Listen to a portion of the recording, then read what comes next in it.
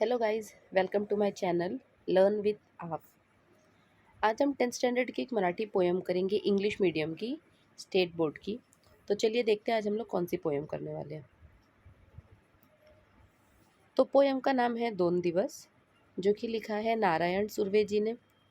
Summary में मैंने short में लिख दिया है कि ये पोएम किस बारे में है। So this poem is about the hard work and difficulties of a middle class person and how he spent his life mostly focusing to earn food for his family। कैसे एक मिडिल क्लास पर्सन अपनी पूरी ज़िंदगी अपनी family के लिए खाना ढूंढने में, खाना जमा करने में अच्छे बुरे हर दिन गंवा देता है। तो चलिए, बहुत ही सिंपल, बहुत ही अच्छी और सरल पोएम है। देखते हैं नारायण सुर्वे जी ने इस पोएम में हमें क्या बताया है। सो फर्स्ट टू लाइन्स है। दोन दिवस वाट पाहण्यात गेले, दोन दुखात गेले, हिशोब करतो आहे किती राहिले, डोईवर उन्हाळे। तो पोएट हमें बता रहे हैं कि वैसे बोलते हैं ना हमारी ज़िंदगी के 4 दिन, तो जिसमें से 2 दिन जो थे, दोन दिवस वाट पाहण्यात गेले। तो एक मिडिल क्लास पर्सन के पॉइंट ऑफ व्यू से ये पोएम अगर हम देखें, तो एक मिडिल क्लास पर्सन के 2 दिन इंतज़ार करने में चले गए। वाट पाहण्यात गेले म्हणजे इंतज़ार करने में चले गए।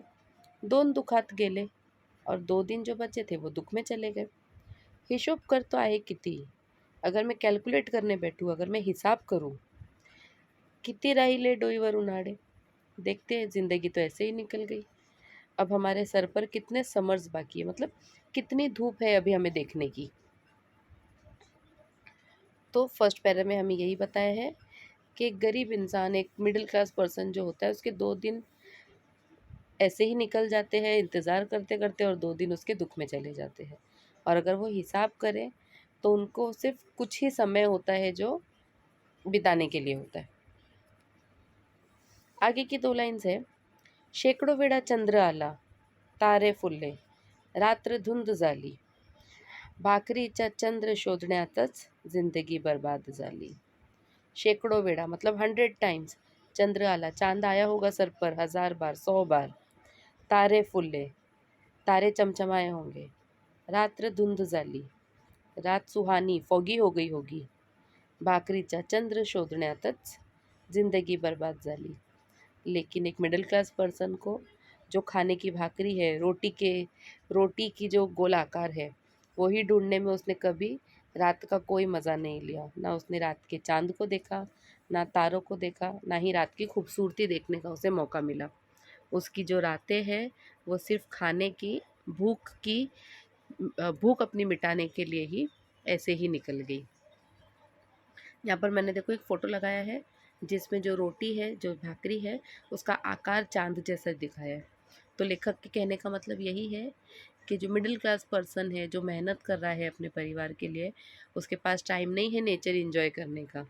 वो बेचारा तो बस सुबह उठता है और रोटी कमाने के लिए निकल जाता है। आगे 2 लाइन्स देखते हैं। हे हात माझे सर्वस्व, दारिद्र्याकडे गहाणच राहिले, कधी माना उचावलेले, कधी कलम झालेले पाहिले। हे हाथ माझे सर्वस्व। लेखक बताते हैं कि जो हाथ है यही मेरे सर्वस्व है। सर्वस्व मतलब सब कुछ है। दारिद्र्याकडे गहाणच राहिले। दारिद्र्याकडे मतलब हमेशा गरीबी से घान रहे। घान मतलब हमेशा गरीबी इस मेरे हाथों पर लगी रही, जबकि मेरे हाथ ही मेरे सब कुछ है। हर इंसान जो मेहनत करता है, उसके हाथ ही उसके लिए सब कुछ होते हैं। कधी माना उचावलेले, कधी कलम झालेले पाहिले। माना मतलब कि कभी जो उसका हेड है, एक मिडिल क्लास पर्सन जो कि बहुत मेहनत करता है, कभी उसकी लाइफ में अच्छा टाइम आता है तो कभी उसकी लाइफ में बुरा टाइम। तो अच्छे टाइम को कंसिडर किया है इसमें। माना उंचावलेले मतलब कभी हमारा सर ऊपर रहा, कभी कलम झालेले पाहिले, तो कभी सर किसी चीज़ से, किसी काम से हमारा झुक गया, लेकिन हाथों ने मेहनत करना कभी नहीं छोड़ा। इसीलिए मैंने यहाँ पर एक मेहनती हाथों का भी फ़ोटो लगाया हुआ है। हर मिडिल क्लास पर्सन बहुत मेहनत करता है, उसके बहुत सपने होते हैं, लेकिन हमेशा सारे सपने पूरे नहीं होते, लेकिन हम मेहनत करना नहीं छोड़ते। हर घडी अश्रू वाढविले नाहीत, पण असेही क्षण आले, तेव्हा अश्रूच मित्र होऊन साहस्यास धावून आले. हर घडी मतलब हर वक्त, अश्रु मतलब आंसू, वाळविले नाहीत. आंसू कभी सूखे नहीं, वाळविले मतलब कभी ड्राई नहीं हुए, सूखे नहीं. आँख में हमेशा नमी रही, कभी कुछ पाने की तो कभी कुछ नहीं पाने की. हमेशा एक कोशिश, एक आस से हमारी आंखें हमेशा भरी रही. पण असेही क्षण आले, मगर ऐसा भी वक्त आया, क्षण मतलब टाइम, ऐसा भी टाइम आया, तेव्हा अश्रुच मित्र होऊन, जो आंसू थे आंखों में वही हमारे दोस्त बन गए. सहायस धावून आले.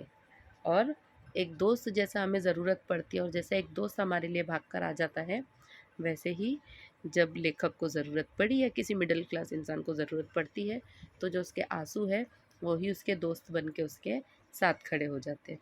कभी हमें रोकर अपने आप को हिम्मत दिखानी पड़ती है, तो कभी हम रोकर अपने आप को रिलैक्स कर लेते हैं. तो ये जो आंसू है, कभी दुख के आंसू होते हैं और कभी खुशी के आंसू होते हैं.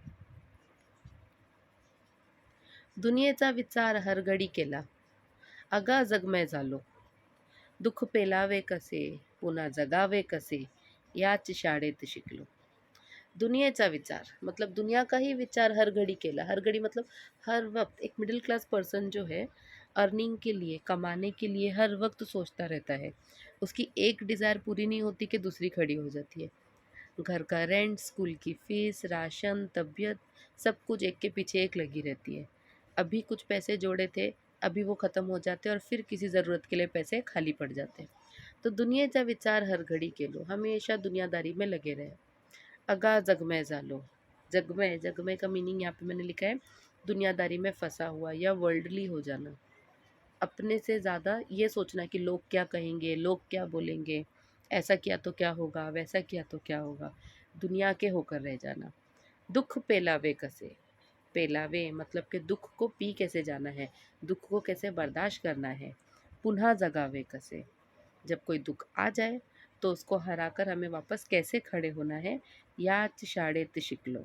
यही जो ज़िंदगी की शाला है, जो ज़िंदगी की स्कूल है, इसी स्कूल में सीखा है कि कैसे हम लोगों को दुख को पी लेना है और हर दुख के बाद हमें फिर स्ट्रांगली निकल कर आना है और आगे की लाइफ की तैयारी करनी है. ये ज़िंदगी की ही स्कूल में उन्होंने सीखा है.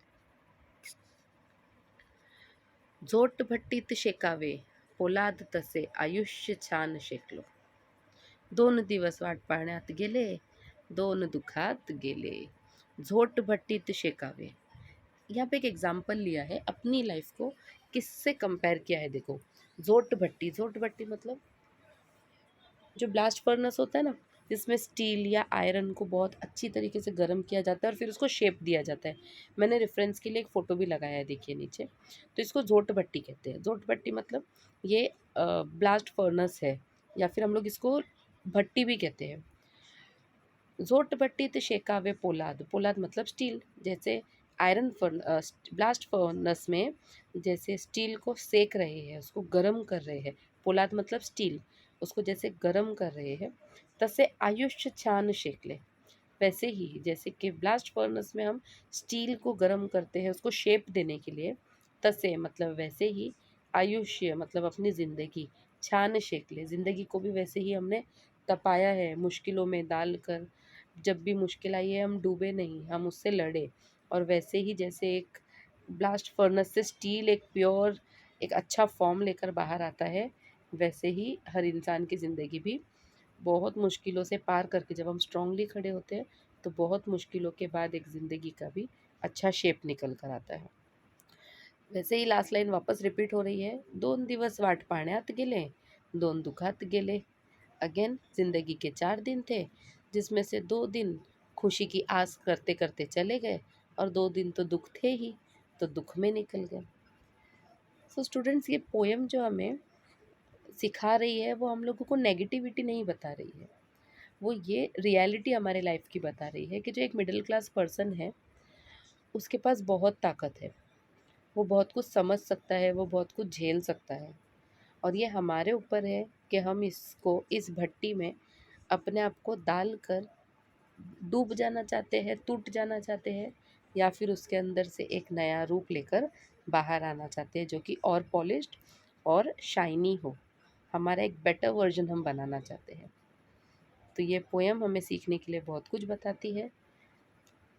तो अगर आप लोगों को ये पोएम अच्छी लगी होगी तो please like, subscribe and comment, and thank you for watching.